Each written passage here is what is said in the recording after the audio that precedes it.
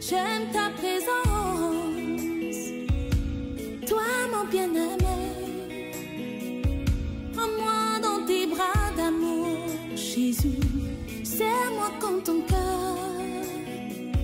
Prends-moi dans tes bras d'amour, Jésus. Serre-moi comme ton cœur.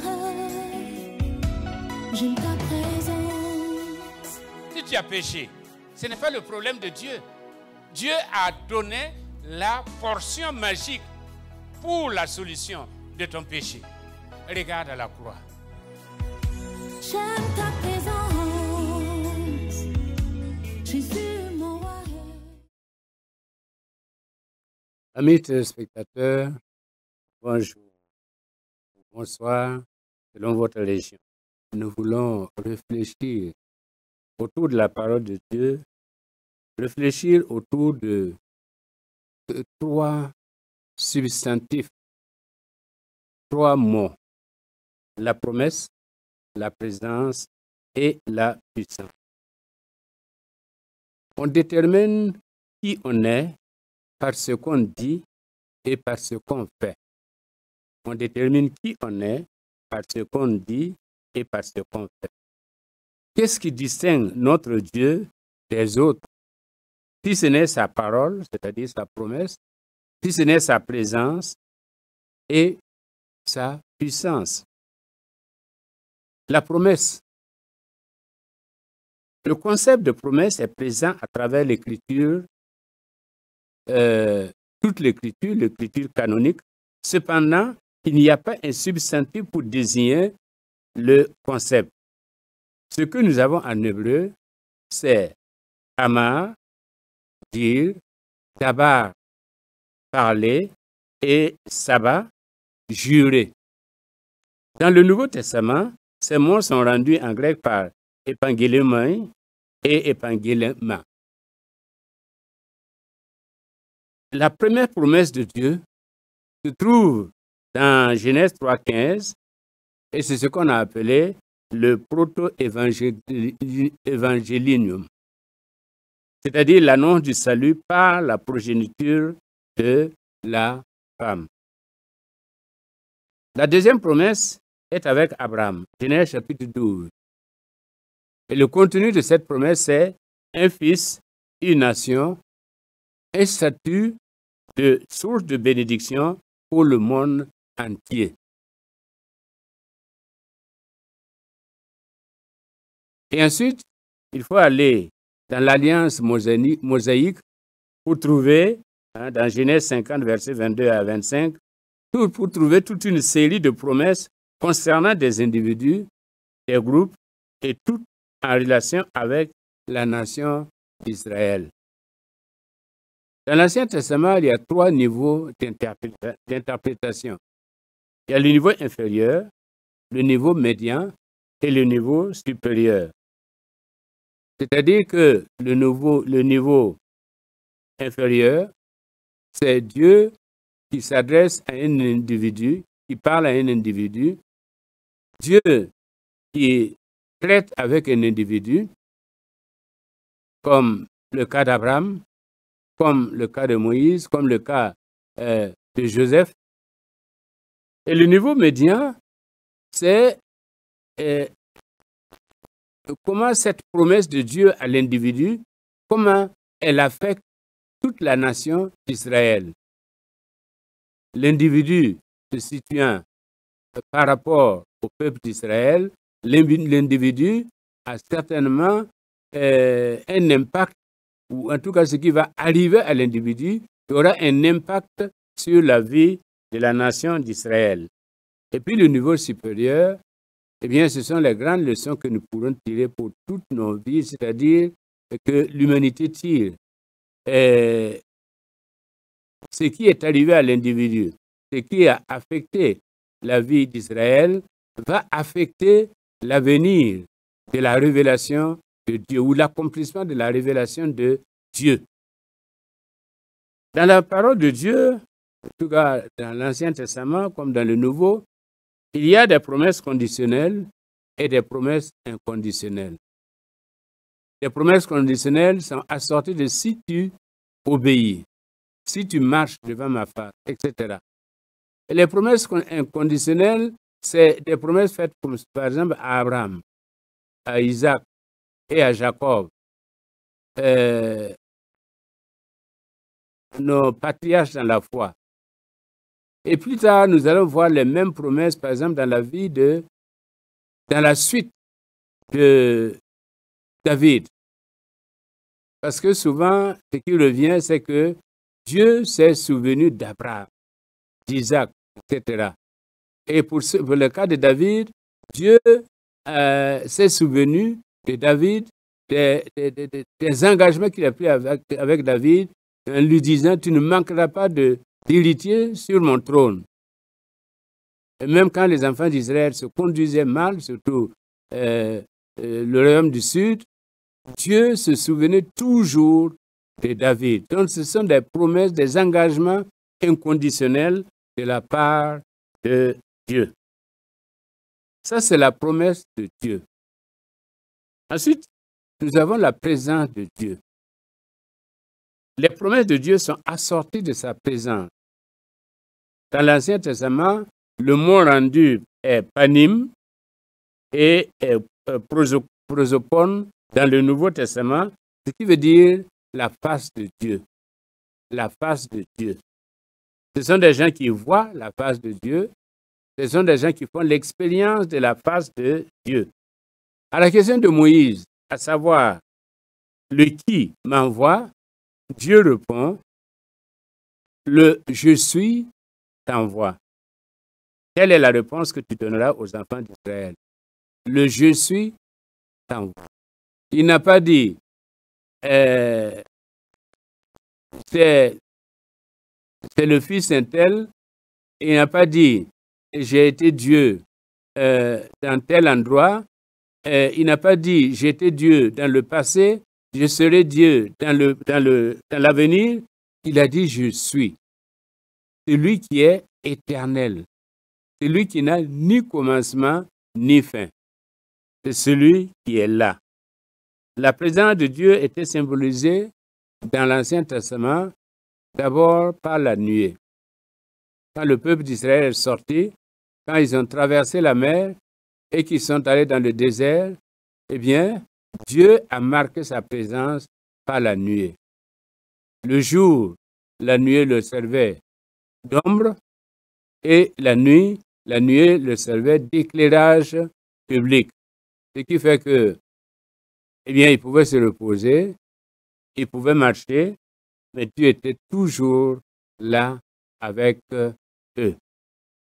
Tant qu'il y avait la nuée, les enfants d'Israël savaient que Dieu ne s'était pas du tout retiré d'eux. Et même dans des cas de rébellion, Dieu était toujours là. Il était là pour punir les rebelles, mais il était là pour protéger les fidèles et les accompagner. Plus tard, c'est le tabernacle. Dieu s'est retrouvé dans le tabernacle, surtout avec l'arche de l'Alliance. L'arche de l'Alliance qui était présence et puissance de Dieu. Présence et puissance de Dieu. Et nous avons vu qu'à un moment donné, les Philistins avaient récupéré l'arche. Et les enfants d'Israël se sentaient perdus, même les Philistins ont eu peur. Quand l'arche est venue dans le camp des enfants d'Israël, ils ont eu peur parce qu'ils ont entendu parler, ils savent que la présence de Dieu fait toute la différence. Alors, ils ont récupéré l'arche et c'était pour leur malheur. Ils ont mis l'arche dans la maison de leur Dieu. Eh bien, tous les dieux, tout ce qui était à l'intérieur, tous ont plié genoux devant lui. Et à leur risque, risque et péril, parce que bras cassés, tête cassée, etc. Parce que la présence de Dieu n'est pas indifférente. Là où il y a Dieu, il y a la manifestation. Dans le Nouveau Testament, Jésus-Christ est la manifestation de sa présence, car Emmanuel, Dieu avec nous. Emmanuel, Dieu avec nous. La présence fait toute la différence. Je me souviens de cette rencontre organisée par l'Association des Églises évangéliques d'Afrique, l'AEA, il y a quelques années ici à Ouara. Et un chef d'État, le chef d'État d'antan, devait venir. Et le docteur Tokumbo, qui était le secrétaire général, il a pris la parole. Quand le chef d'État est venu, il a pris la parole. Et il a dit, Monsieur le Président, quand je suis venu vous voir, vous avez promis que vous serez là. Vous êtes un gentleman, un homme de parole. Mais je voudrais vous dire qu'il y a quelqu'un ici qui est plus gentleman que nous tous, parce qu'il nous a précédés en ces lieux, c'est le Seigneur Jésus-Christ lui-même. Et puis, quand vous êtes rentré dans cette salle, vous avez créé l'ordre, vous avez ramené l'ordre. Il y a des gens qui parlaient, il y a des gens qui s'étaient placés. Quand vous êtes rentré, tout le monde s'est arrangé. Pourquoi? Parce que le président est là. Et je voudrais vous dire aussi qu'il y a quelqu'un qui est là, et quelqu'un qui veut habiter nos cœurs, qui veut donner un sens à nos vies, un ordre dans nos vies, c'est le Seigneur Jésus-Christ. Sa présence fait toute la différence dans nos vies. Troisièmement, plutôt la puissance. Nous avons vu la promesse, nous avons vu la présence, maintenant la puissance. Dans l'Ancien Testament, le mot rendu par puissance, c'est quoi ou ose. Et en grec, c'est dynamis et exousia. Elle s'exerce à travers la divinité, le conseil de Dieu, la haute cour de justice de Dieu. La divinité, c'est la Trinité. Quand Dieu dit « faisons l'homme à notre image », c'est toute la Trinité qui a parlé. Toute la Trinité a parlé. Et quand Dieu dit « cacherons-nous quelque chose à Abraham », c'est toute la Trinité qui a parlé. C'est Dieu le Père, Dieu le Fils et Dieu le Saint-Esprit. Et puis ensuite, il y a le conseil de Dieu. Là, il y a les anges. Et l'exemple palpant, c'est quand, dans le livre de Job, au chapitre 1, quand ce conseil-là s'est réuni, Satan aussi a plané là-bas. Membre observateur, il a plané et il cherchait occasion pour accuser des hommes de Dieu. Et parole lui a été donnée. Mais il ne savait pas que cette parole donnée, elle est tournée à sa défaveur. As-tu vu mon serviteur Job? Il n'y a point d'homme intègre comme lui. Et Satan maintenant de se mettre à accuser, oui, c'est parce que tu le protèges, c'est parce que. Et Dieu dit, va. Et quand Satan est parti, effectivement, conformément à ses desseins et à ce qu'il sait faire le mieux, il a détruit. Il a pu détruire jusqu'à ce que le Seigneur revienne à la charge et puis rétablisse Job au détriment de son ennemi, le diable. Il a honni le diable en faisant du bien à Job parce que Job est resté intègre. Ça, c'est le conseil de Dieu. Et Dieu ne fait rien sans parler à ses prophètes, sans révéler à ses prophètes les décisions du conseil. Maintenant, dans la haute cour de justice de Dieu, c'est là que l'exécution part. C'est là qu'on donne l'ordre d'exécuter. Et c'est pourquoi quand le Seigneur décide, quand la haute cour de justice décide, même la nature obéit. Dans le livre de Josué, c'est souvent des grêles, c'est des pierres, en tout cas, c'est des tonnerres, etc. Avec Élisée, c'est l'eau qui est venue d'elle-même, on ne sait où, puisque Élisée a dit, vous ne verrez ni vent, ni nuage, mais à ma parole, vous aurez de l'eau. Et le lendemain, ils ont vu de l'eau propre pour les enfants d'Israël, mais de l'eau qui ressemblait à du sang pour les ennemis d'Israël. Dans la haute cour de justice, eh bien, quand Dieu décide, la nature même, les éléments naturels se mettent à notre service. Les éléments naturels se mettent à notre service. C'est pourquoi la Bible nous dit, nous sommes vaincus, comme le cas de Salomon, puisque Salomon, il a compté sur lui-même, il n'a plus compté sur Dieu. Et souvent nous disons, il faut craindre l'effet Samson et préférer l'effet Moïse.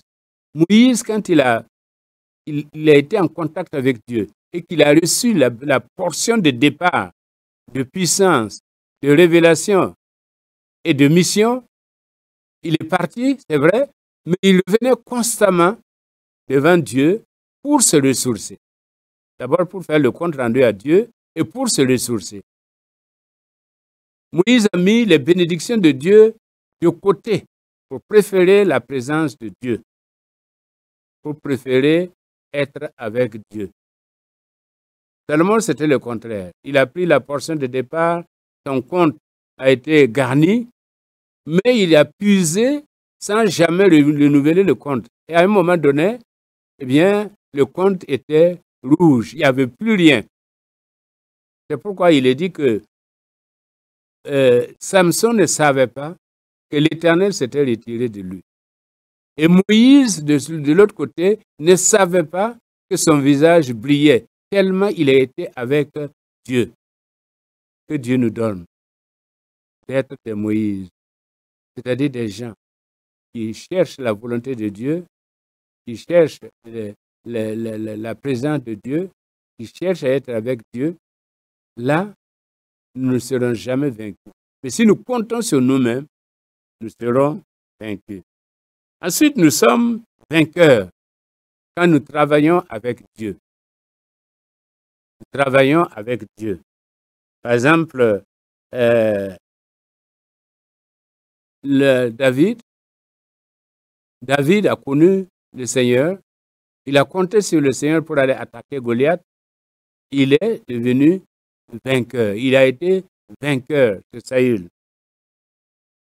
Il y a un garçon qui est dans le temps, pour ceux qui sont d'une certaine génération, vous savez que pour aller d'un village à un autre, eh bien, si tu n'es pas accompagné, tu peux être accosté et frappé. Nous avons vécu ça. Donc, ce petit garçon, il a quitté son village pour aller dans un autre village. Et il y a un garçon qu'il a rencontré, plus fort que lui. Et il a dit, je vais te frapper. Et le garçon dit, eh bien, toi tu viens avec ta force à toi là, mais moi, j'ai non seulement ma force à moi, mais la force de Dieu avec moi. Il a été tellement convaincant que l'autre garçon, grand garçon, son adversaire, a quitté, il a eu peur, et puis il est parti. C'est ce que Dieu a fait avec David. Il y avait la force de David, c'est vrai, mais c'est surtout la force de Dieu en lui qui a permis à David de triompher. Nous sommes plus que vainqueurs quand Dieu fait intervenir les éléments naturels. Quand Dieu lui-même, il agit. Par exemple, quand il a scindé la mer en deux pour que les enfants d'Israël puissent passer. Quand il a fait venir les cailles, la manne, quand lui-même, il s'est placé devant les ennemis du peuple pour combattre, eh bien, là, nous sommes plus que vainqueurs. Parce que c'est Dieu qui combat nos combats et c'est Dieu qui nous remporte les victoires. Nous sommes vraiment spectateurs. Et nous disons comme Élisée a dit à son serviteur, eh bien, celui qui est avec nous est plus grand que celui qui vient contre nous. Et c'est celui qui est avec nous là qui va combattre. Nous n'avons pas à combattre dans tout ça. Vous n'avez rien à faire dans tout ça. Disait Moïse aux enfants d'Israël, l'Éternel combattra pour vous. Alors, en application, parlant des promesses de Dieu, nous savons que les promesses de Dieu sont oui et amen. Ce que tu as déclaré par ta bouche, nous dit 1 Roi 8, verset 24, ce que tu as déclaré par ta bouche, tu l'accompliras ce jour par ta puissance. Dieu a les moyens de sa politique. Quand il dit, et Ésaïe nous dit, il dit et la chose arrive, il ordonne et la chose existe. Parce qu'il a les moyens. Quand il dit une chose, il ne s'appuie pas sur quelqu'un, il ne compte pas sur quelqu'un, mais il a ses moyens. Il a sa puissance à lui pour agir. C'est pourquoi Dieu nous dit, Nombre, il n'est pas un homme pour mentir, il n'est pas le fils d'un homme pour se repentir. Ce qu'il a dit, ne le fera-t-il pas? Ce qu'il a déclaré, ne l'exécutera-t-il pas? Et nous avons ce chant qui nous dit, ce que sa bouche a dit, son bras l'accomplit. Ce que sa bouche a dit, son bras l'accomplit. Pour ce qui est de la présence de Dieu, eh bien, je voudrais t'assurer, mon frère. Il dit, je suis avec vous tous les jours. Je suis avec vous tous les jours. Présence permanente. Et il a dit à Josué, je ne t'abandonnerai pas, je ne te laisserai point. Et même si tu traverses, Ésaïe 43, verset 2, si tu traverses les eaux, je serai avec toi, et les fleuves ne te submergeront pas. Si tu marches dans le feu, tu ne te brûleras pas, et la flamme ne t'embrasera pas. Quelle couverture, quelle sécurité, quelle présence bienfaisante et bienveillante de Dieu. C'est pourquoi je te dis, quel que soit ce que tu traverses comme épreuve, le Seigneur est là. Il t'accompagne. Il t'accompagne. Et c'est sa présence qui transforme les lieux hostiles en lieux de bénédiction. Il a transformé le feu allumé par le roi, Daniel et ses 3 compagnons. Eh bien, il a transformé ce feu-là en climatisation pour eux. Et ils ont vécu tranquilles pendant que les autres mouraient. Dans la fosse au lion, il a traversé, il a gardé Daniel. Et aucun lion, au contraire, c'était la garde rapprochée de Daniel. Les lions se sont constitués en garde rapprochée de Daniel. Eh bien, Genèse 18, verset 14, parlant de puissance, il est dit, y a-t-il quelque chose qui soit trop difficile pour le Seigneur? Et Luc 1, verset 37 nous dit, rien n'est impossible à Dieu. Rien n'est impossible à Dieu. Y a-t-il quelque chose qui soit trop difficile pour le Seigneur? La réponse est non. La réponse est non. Car rien n'est impossible à Dieu. La situation que tu vis, le Seigneur le voit, le Seigneur le sait. Et le Seigneur est assez puissant pour intervenir dans ta vie. Fais-lui confiance et tu verras.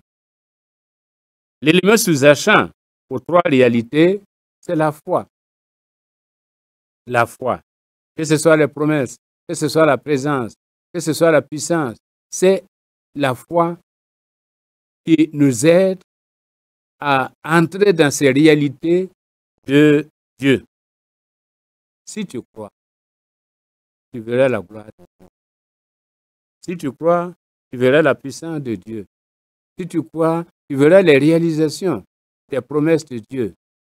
Si tu crois, eh bien, tu vas marcher et tu comprendras que Dieu est avec toi et qu'il ne t'a jamais abandonné. Si tu crois, tu verras la gloire de Dieu. Et nous chantons encore ce chant qui dit, je te dis que si tu crois, tu verras la gloire de Dieu. Ce matin, ma prière est que tu crois pour voir la gloire de Dieu, pour voir la puissance de Dieu, pour voir la manifestation de la réalisation de ses promesses. Car c'est un gentleman. Ce qu'il dit, il le fait. Et il le fait pour toi. Afin que tu sois source de bénédiction pour d'autres. Si la bénédiction s'arrête à toi, elle devient malédiction. Mais si tu deviens cause de bénédiction, alors eh bien, le Seigneur va continuer et le Seigneur va réaliser ce qu'il a promis et faire en sorte que tu sois, que tu rayonnes de sa présence, de sa puissance et parce que que le Seigneur te bénisse. J'aime ta présence, toi mon bien-aimé. Prends-moi dans tes bras d'amour, Jésus. Serre-moi comme ton cœur. Prends-moi dans tes bras d'amour, Jésus. Serre-moi comme ton cœur. J'aime ta